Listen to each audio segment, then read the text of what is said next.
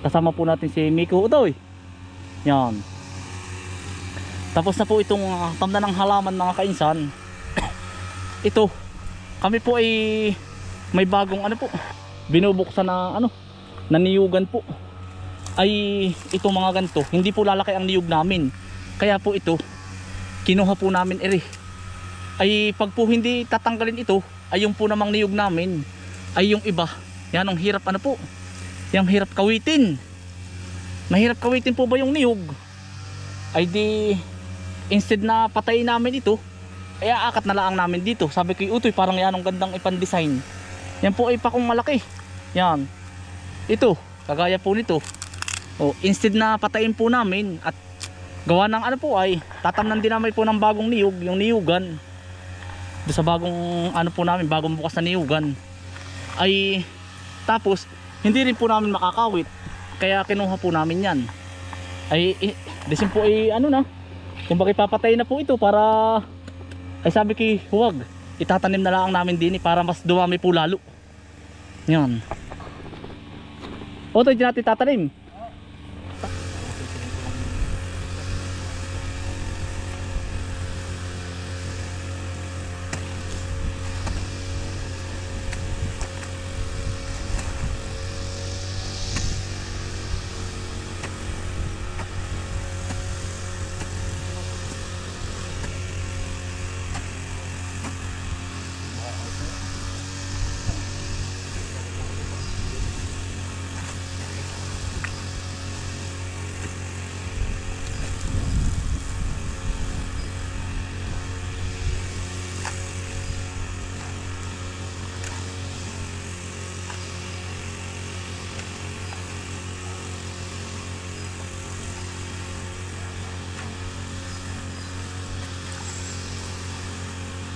Ari po na may madaling mabuhay.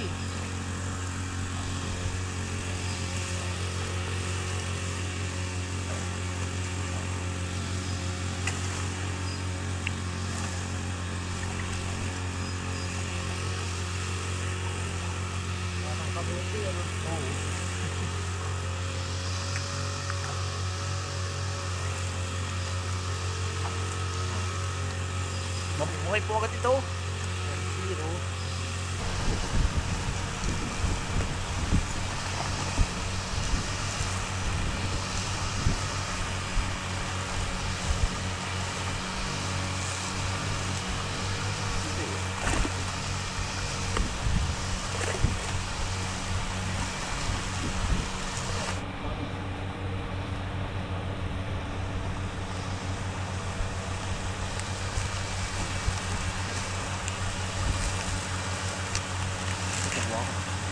Forty good na eh.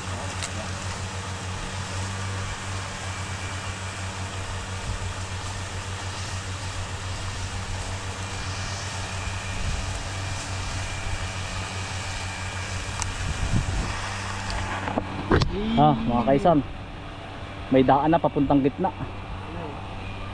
Dagdag lilong pati ano. Ay di sinay patay na yan. Tatam na sana ng yug po ay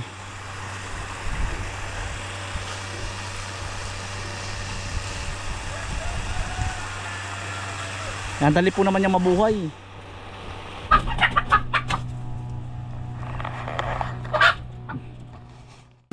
Yan mga kaisan, magandang umaga po. Mumulot po ng itlog. At tayo po'y nag-scatter kahapon. Nagpapag-scatter po ulit tayo ngayon. Ay naglinis din po. Ay mag-aano naman tayo mga kaisan, magtatanim po ng mga hardin doon sa mini lake. Mag-hardin po. Mamumulot lang po ng itlog. Napakarami. Gawa ng kahapon po ay hindi ko na rin nasimod. Mga kaisan, magandang umaga. Kumusta na po kayong lahat? Ari po ay order po. Ay hindi po naman ako nagbibenta. Kaya lang po ay pinakyaw po nung bisita po natin. Mamaya po ay mga taga ibang bansa po ay gusto bibilhin po lahat. Ay sabi ko sige po. Nya mga kaisan, purong organic po. Tayo naman po ay mag-aano po, magtatanim-tanim po ng hardin at maulan po. sa paikot ng mini lake. Mga kainsan, maganda po ba ano, damo. At pong ilalagay po ito sa bebay tabi ng mini lake po, itatanim. Mga kainsan, yan. Hardin, kalasing hardin ito ano po. Bebay tabi po ba? Dami. Bebay tabi ng mini lake.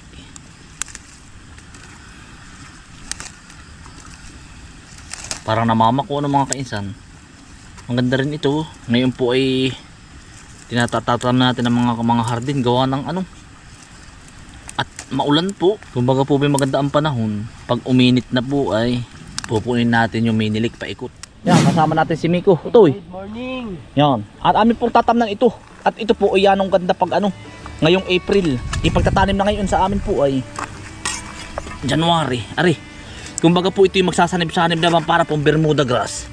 Ano pong tawag sa inyo? Sa amin po ito ano ito? Damo. Damo. Damo po ito sa amin. Pero pag po ito, ewan ko, siguro galing din itong ibang bansa, ang variety. Naging damo na lang. Para po bang sanib-sanib na ganoon. Eh di magandang tingnan po. Ngayon, paikot na po namin tatamnan ni Utoy. Siguro Utoy, ano lang, 4 lang ang hani Utoy. Mabilis ata lumago yan. Pari ko. Oo, 4 lang hanggang baba Utoy. Mga 2 sa taas, 2 sa baba Utoy. Ano ka to, hindi malamig. Malamig. Akala ito yung parang bana, parang nalutang ari. Parang malamig mga kainsan. Ano ka Utoy? Malamig talaga.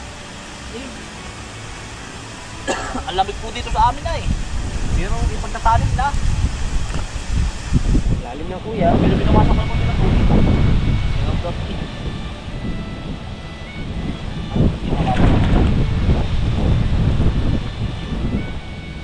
Doon ko doon sa taas. At ito tinalam na lang yung laman din. Baka para iwas ano din pa dito. Kaskas mo ito. Kaya nga.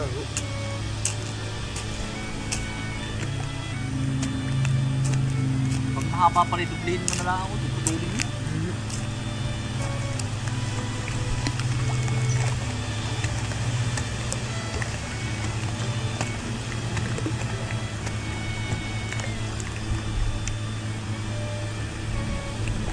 Orti mapabuktok lang. Ha? Pwede ko ganun daw. Parang yan. Pag hindi sa amin, hindi mo ito matutok na.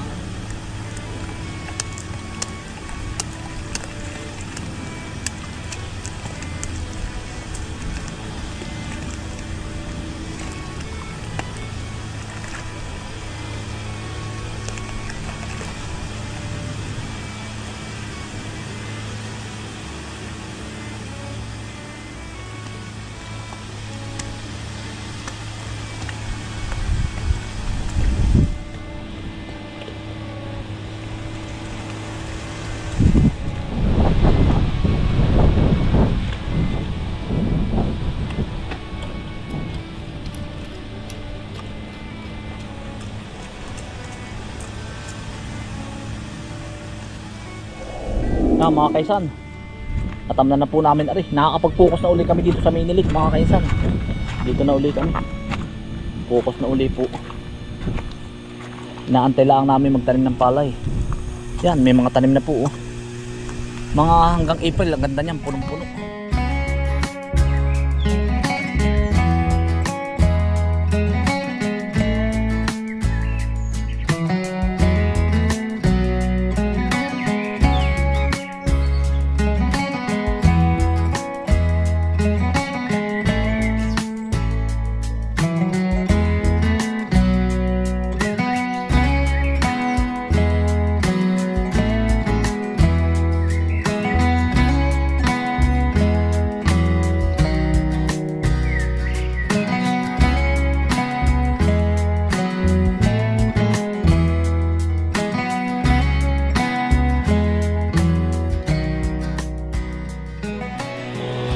Yan mga kaisan, may tanim na po lahat ng paikot. Yun, hanggang doon. Dito. Para po pag tubo, sabay-sabay, ang ganda. Hanggang doon na lang, boy. Oo.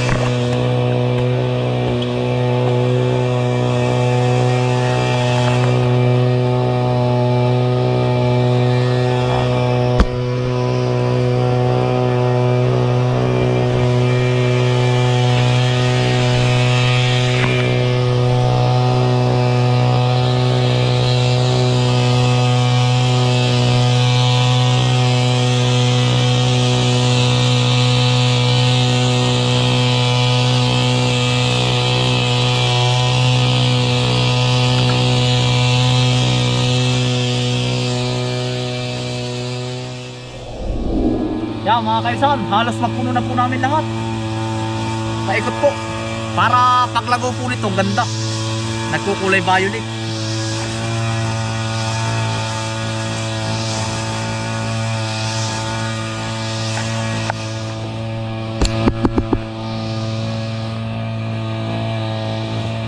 Yan, si Kuya Miko po sa ibabaw. Yan. Taga ibabaw po si Kuya Miko.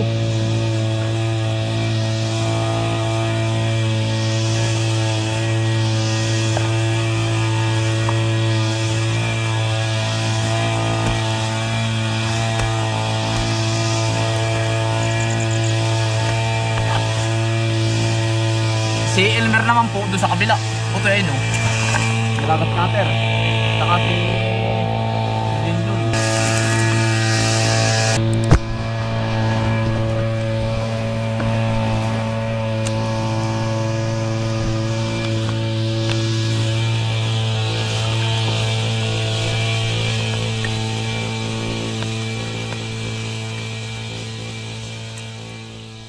Yan, hawa na po aring likod. Aba, ay ano na po, kahit po talagang maligmit ay talagang tinaga na. Gawa nang yanong ano po ay sukal. Kami naman po yung tatanim din paikot. Sinuutoy. Ito yung lagmit ano. Lagkit ano. Tiyagaan pagwawalis ano ito maligkit palabang ka ano. Siya nga. Kaya naman din. Ang ganda naman ito. Tanim-tanim muna ng mga hardin na gara. Pag ito napuno lahat, ganda niyan. Paikot. Yan, mga pananim po namin. Inaantay ko lang po ang TUS2 ay. Kami po mag-uubra na ng ano. Ang inuuna po namin ay yung ano. Yan, may gawa pa naman po ang TU. Yung pong ano, mga parking lahat ng gamit. Wala pa naman ang TU. Yun po inaantay namin ay nag-aano po. Nag-aano daw po siya. Nagtutubigan pa. Ay, baka ngayong katapusan. Nakagayak na po lahat. Pati mga kahoy, gayak na. Bukas po kami mag-grass cutter dito. Toy! Bukas na ulit! Toy! Toy! Woo! Toy! Ayos na! Yan! Toy! Bukas na ulit!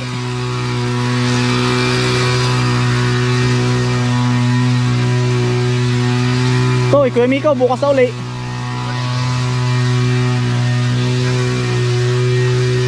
Ayos Kuya Miko!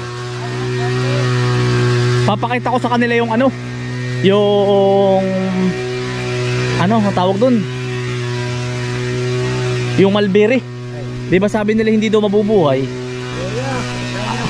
Pagkadami na pong bunga mga kainsan at mali daw ang tanim. Papakita ko po, buhay na mga kainsan. At ito po naman kahit sino magtanim madaling mabuhay pagkadami ng bunga. Focus na po kami dito. Ngayon balik na po uli dito. Oh yan ganda na